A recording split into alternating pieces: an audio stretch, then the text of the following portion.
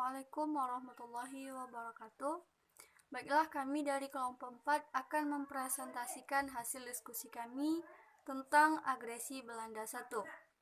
Dengan anggota kelompok, pertama saya, Riza Darmayani, Putri Wulansari, Ayi Syafitri, Julianti, Muhammad Rian Helmizan, Zulfazliandi, Lika Lestari, dan Suci Halimatus Syadiah.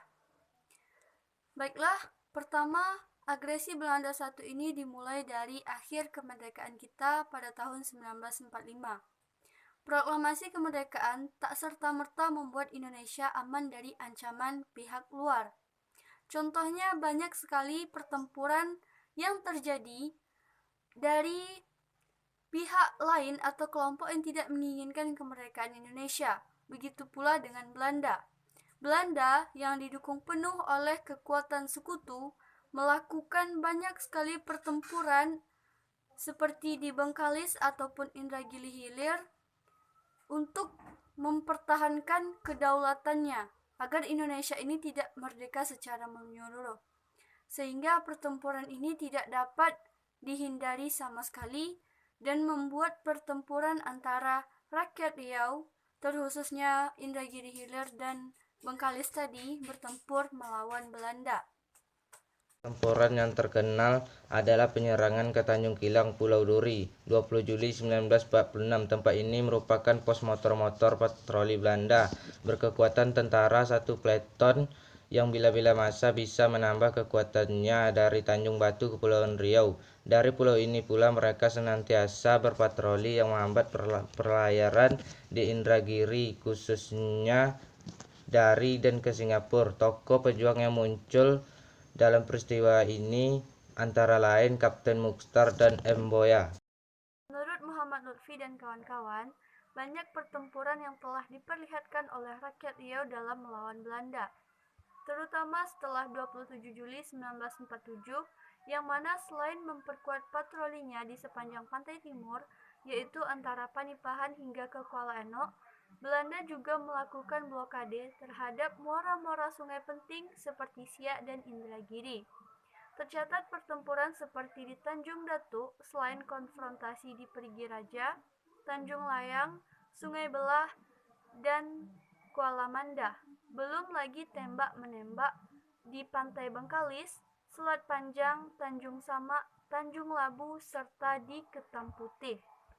Maka dari itu kita tahu bahwa rakyat Riau ini juga ikut andil dalam rangka memperjuangkan kedaulatannya dari penjajahan Belanda, sehingga kita tidak selamanya terjajah oleh Belanda ini.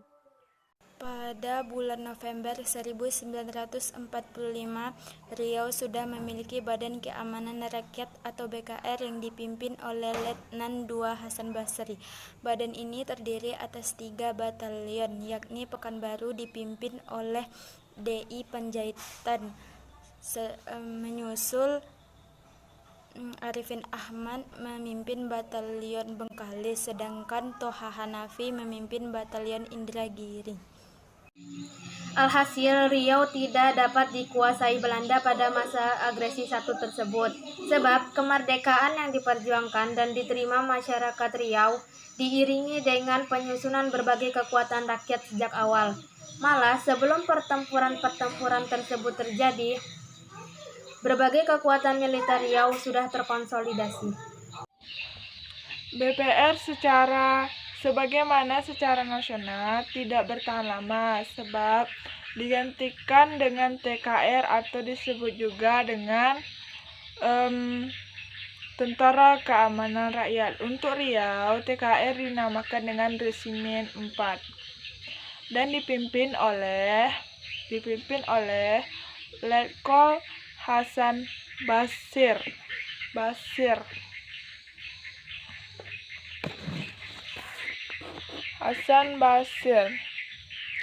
Lembaga ini dibawahi dengan 5 batalion, yakni hanya untuk khusus di Pekanbaru, dan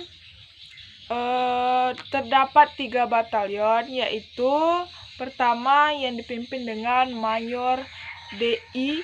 Pajaitan. Lanjut. Batalion yang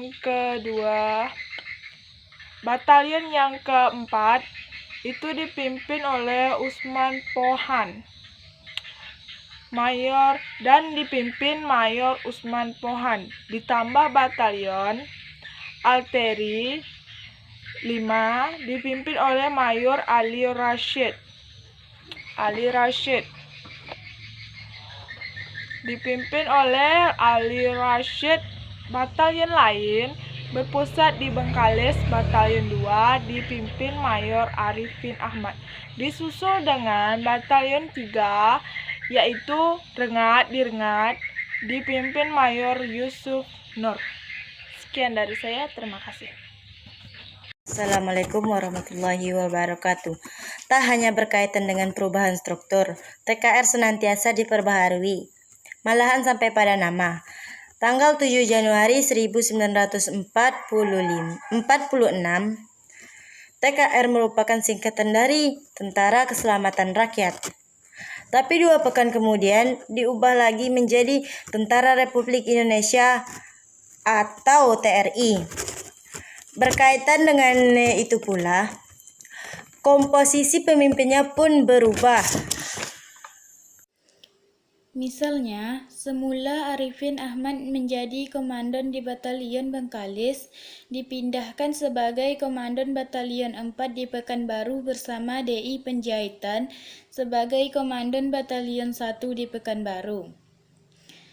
Batalion Bengkalis kemudian dikomandani oleh Mayor Marah Halim. Komandan Batalion 3 Rengat tetap dijabat oleh Yusuf Nur. Berikutnya, dengan berbagai penyempurnaan termasuk komposisinya berubah menjadi Tentara Nasional Indonesia atau yang disingkat dengan TNI. Baiklah, hanya itu yang dapat kami sampaikan. Lebih dan kurang kami mohon maaf. Wassalamualaikum warahmatullahi wabarakatuh.